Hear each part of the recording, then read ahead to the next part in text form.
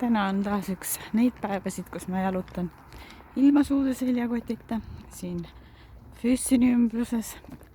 Eeskätt on plaanis külastada kindluseid muidugi. Ja esimene sihtpunkt on Hohenschwangenau. Ja Füssinist Hohenschwangenausse jalutamiseks tuleb esmalt jalutada üle Lechi nimelise jõe. Mõelda sellist ilusat jalakäijate ja jalgratturite silda. Ja nagu näha, ees on mäed, nii et ilmselt tuleb ka ronida. Juba aegsasti annab silt teada. Südamlikult tere tulemast Schwangenausse kuningalosside külla. Tere tulemast kuningalosside külla. Ühtegi külamaja me siin väga ei näe, seal midagi on, aga väga külas nagu veel ei ole. Kuningalossides see tähendab, et loss on rohkem kui üks. Ja tõepoolest, et nüüd kui hakata ajalootundi meenutama, siis kunagi siin kusagil oli Hohenschwangau nimeline küla ja sellele külale olevat ülevalt alla vaadanud 3 lossi. Need lossid olevat olnud Schwanstein, Vogelschwangau ja Hinterschwangau. Ja Schwansteini lossi, või õigemini selle lossi varemed, olevat 1832. aastal ära ostnud Ludwig II ehk Bavaaria kuningas Ludwig II isa siis, ka Bavaaria kuningas Maximilian II ja olevat sellest teinud perekonna residentsi ja sellest residentsist sai Hohenschwangau ehk siis kunagisest Schwansteinist sai Hohenschwangau ja seal, kus vanasti keskajal olid Vogelschwangau ja Hinterschwangau, et nende koha peal on nüüd tekkinud New Schwansteini loss, et nimed on siin kuidagi nagu nendel lossidel vahetusse läinud. Aga praegult siis edasi Hohenschwangau suunas. On tõesti näha, et piirkond on turistide jaoks populaarne. Üks hotell ja külaliste maja ajab teist taga. Pole ka ime. Väidetavalt siin käivat, vähemasti enne koroonat oli käinud 1,5 miljonit turisti enam-vähem aastas, suvekuudel 6000 turisti päevas, ainuüksi külastamas New Schwansteini kindlust, kui siia juurde veel mõelda ümbruse matkarajad ja muidu ilus piirkond, siis need turistide massid võivad ikka päris suured olla. Ja esimene vaade Hohenschwangau kindlusele. Täiesti eksisteerib Hohenschwangau nimeline küla. Täna küll rohkem turistikoht. Aga ennem kui me sinna Hohenschwangau kindlusse jõuame, me näeme siit ära ka New Schwansteini lossi. Tõepoolest 2 lossi vaatavad alla külale. Võimalik on sõita ka tõllaga. Hohenschwangenau teise nurga alt seal ja siit hakkab siis üles ronimise tee.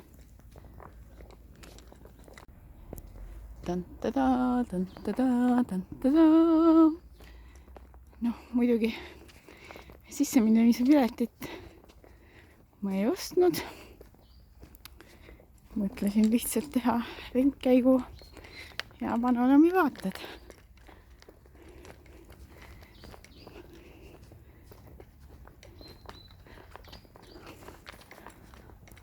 Et kus siis kuningas Ludwig II New Schwansteini ehitamiseks inspiratsiooni ammutas.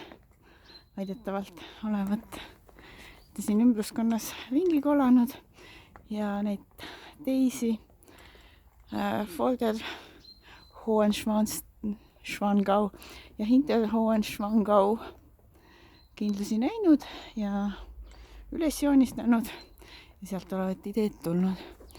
Aga nüüd see kindlus siis.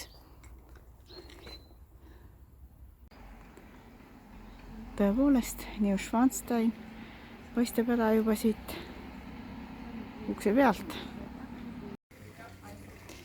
Aga õue pääseb siin täiesti niisama jalutama.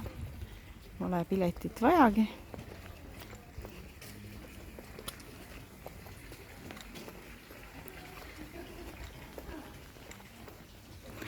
Ja sisse saab ainult siis juhendatud tuuridega mingi 25 või 35 minutit, sest rahvamassid on piisavalt suured.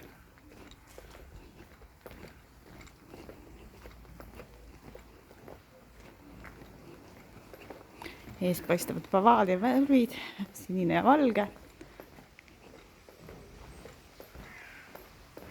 Bavaaria on siis Baierimaa. Ning siit siis vaatad allapoole Füsseni suunas ja jalutada saab siit edasi 2 järveni, Schwanseeni või Alpseeni. See siis pole sama Alpsee, mida ma eelnevalt külastasin. See on üks teine Alpsee. Siit puude tagant Alpsee paistabki. Aga Hohenschwangenau veel ühe nurga alt. No siit on päris hea vaade.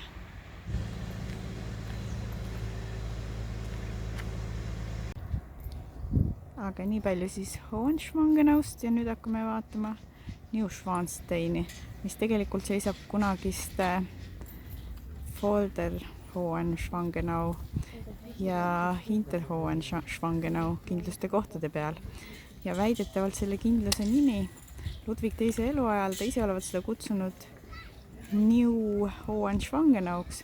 Ja see nimi Neuschwanstein, et see tuli alles hiljem pärast tema surma, siis kui kindlusest sai turismiobjekt. Otsustasin oma kindluse vaatamisega alustada vähe kõrgemast vaatepunktist. Taustal on Frogensee. Siin on nüüd mõnevõrra vähem rahvast. Ainult üks naine koeraga praegu. Nii et saab rahulikult mõtiskleda. Ühesõnaga Neuschwangenau või Neuschwangenau, ma ei teagi, kuidas seda hääldada õigesti. Selle kohta räägitakse, et tegelikult see polevat kunagi valmis ehitatud selliste visioonide järgi, nagu kuningal Ludwig II need plaanis olid, et enne ta sai surma. Selle surma asjaolud on ka seotud tema kindluse ehitamise ambitsioonidega. Nimelt, nagu üldiselt kiputakse arvama, neid kindluse ehitamist ja ka tema teiste kindluse ehitamist ei rahastatud mitte avalikust rahast, vaid tema oma fondidest. Siiski jõudis ta lõpuks suurtesse võlgadesse nende ehitustega.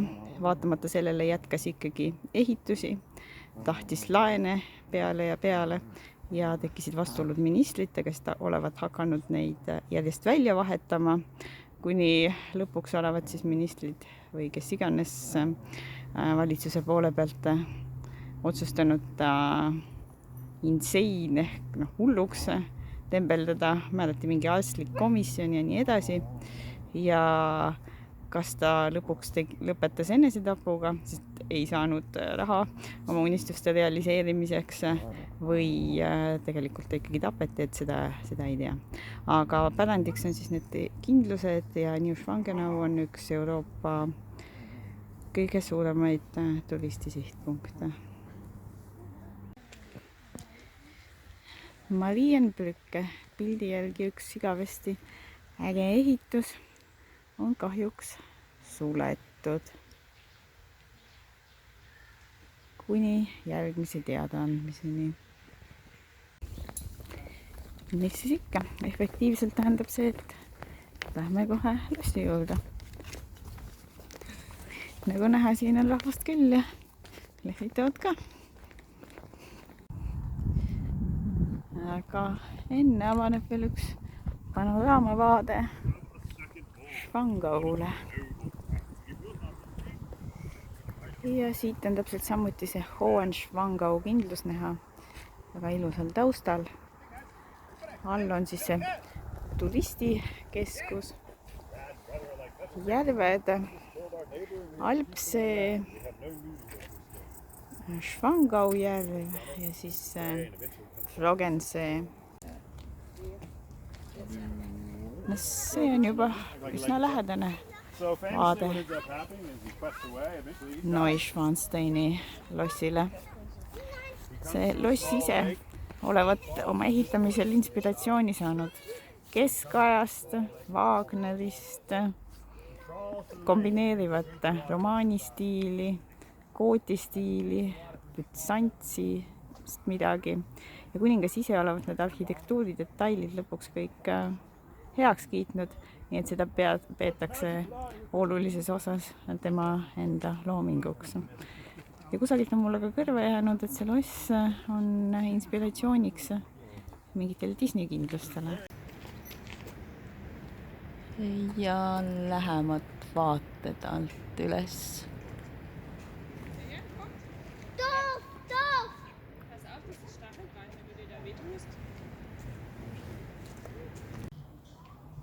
Ei noh, niimoodi vaadates on tõesti päris võimas, et kui tänapäeva korruste ekvivalentidesse panna, siis huvitav, mitu korrust sel majal võiks olla, ma arvan, et üle 20 ikka kindlasti. Ja kõnnime siit ümbert väheke ringi, nagu näha tõesti, rahvast on üksjagu. Et kui sai räägitud, et selle lossi ehitamise ajal kuningas oli kõvasti võlgadesse jäänud, siis, no mitte ainult selle lossi, vaid ka teiste tema ehituste pärast, siis hiljem, pärast tema surma, kui see turismiobjektiks tehti ja need lossid, siis olevat nendest lossidest saanud kuningapere üks põhilisi üksikuid suuri rahaallikaid mingil perioodil enne esimest maailmasõda. Sellised lood. Aga alguses oli see võimas ehitus mõeldud rohkem nagu eraresidentsina, kuigi Ludwig II jõudis siin enne oma surma elada vaid 172 päeva, kui ma õigesti mäletan. No igatahes päris vähe.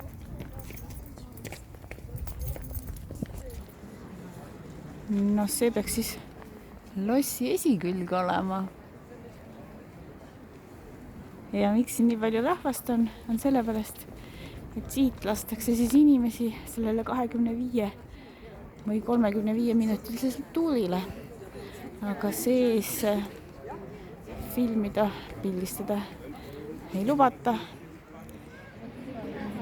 No lossi see lossiks, aga siin ümbrus on päris ilus. Ma kujutan ette, et seal tornist, kes iganes sealt vaatab, sellele avanevad küll ka päris head vaated ümbruskonnale.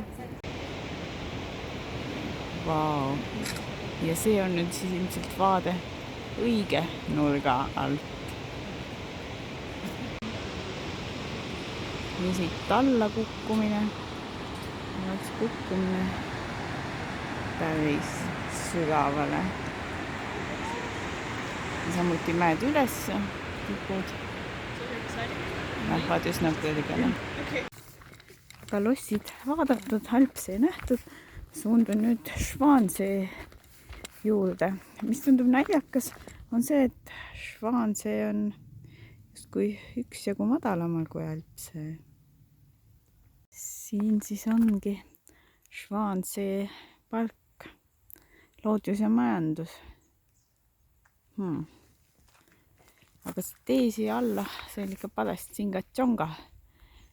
No esialgu siit järve väga näha pole, rohkem nagu pilliloogu täiskasvanud.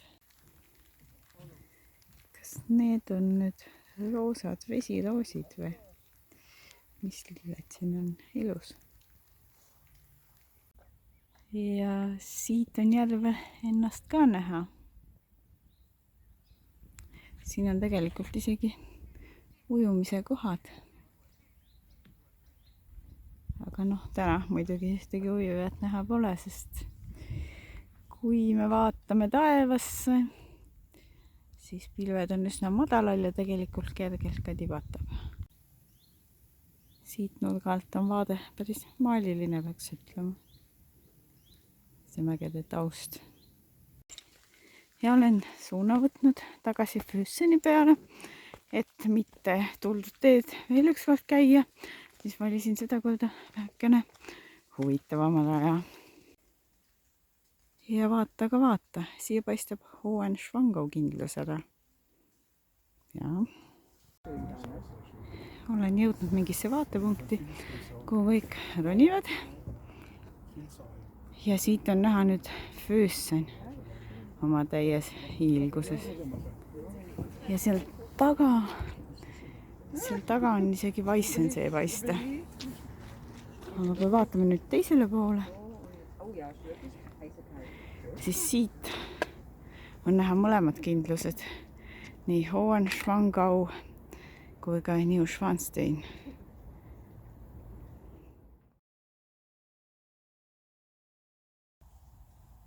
Oh, mis kena väike kirik siin puude vilus. Ja mingisugune rist ja kamber ka. Ja miks seal risti otsas nüüd on see madu? Kas see oli siis see madu, kes esimesed inimesed nii-öelda patuteele ahvatles või? Ning taas Füssenisse üle jõe. Seekord sisenen vanalinna kaudu. Ning pisut Füsseni vanalinna elu ja melu reedesel päeval lõuna ajal. Müüakse puuvilju, kusagil käib tasside ja taldrikute kolistamine. Tänavatel on müügiletid väljas. Ring täis samas hotellitoas tagasi nende motiveerivate kirjadega seina juures.